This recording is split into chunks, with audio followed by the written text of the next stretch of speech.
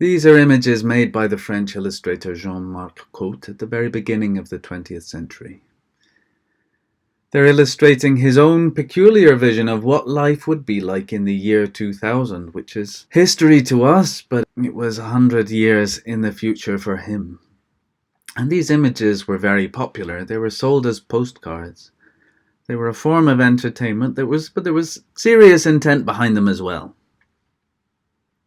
The first decade of the 20th century was one of those moments of historical vertigo. People suddenly became aware that the world was changing very, very rapidly, and the world that they were going to end up living in was going to be unrecognizably different from the one that they were born in.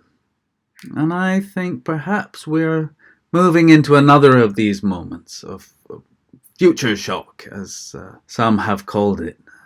Our fundamental guiding assumptions about what society looks like, what a city looks like, what the human body might look like, are being radically rethought.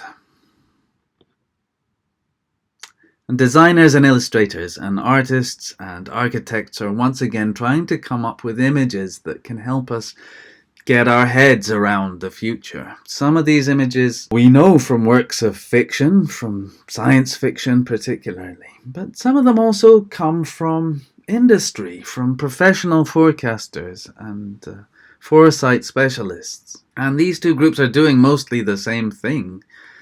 Even the most hard-nosed, fact-based predictions are still inevitably works of the imagination. Now, looking at the weird and wonderful things that people from a century ago thought that their future would look like might lead you to believe that predicting the future is a mug's game. It's not worth it. You're always going to seem ridiculous when the real future finally turns up. We're always blinded by our present circumstances. Futuristic visions always tell us far more about the present than about the future. But I think they're interesting precisely for that reason. They are a fascinating insight into what was going on in the heads and in the imaginations of people at that time. But I also do think that looking at the ways in which visual predictions from the past got it wrong, or how they got it right, or more commonly, how they got it half right, can help us tune our own predictive mechanisms and make us more effective forecasters. My name's Matt Wraith. I teach here at the Met, and I also teach at Imperial College London. I teach science fiction, but I also teach politics, and I'm interested in the intersection between those two.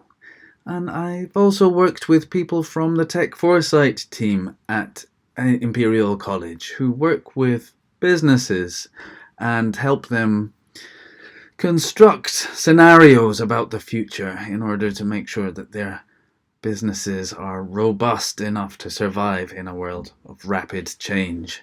And I want to talk to you guys about the future. Not about the future necessarily, but about futures, about the way that we, our own imaginations and our collective imaginations, our culture, construct and work with future scenarios, future images of itself. I'm interested in the imaginative and cultural processes involved when we prophesize and extrapolate future scenarios from current trends. And I'm particularly interested in hearing from you. I'm interested in hearing your ideas about the future because you're citizens, you have a stake in the future as young people, but also importantly as visual practitioners. I'm interested in seeing how historically informed visual communicators of all sorts can help us forecast and plan and imagine a future based on what we see emerging in the present. I hope you can join us.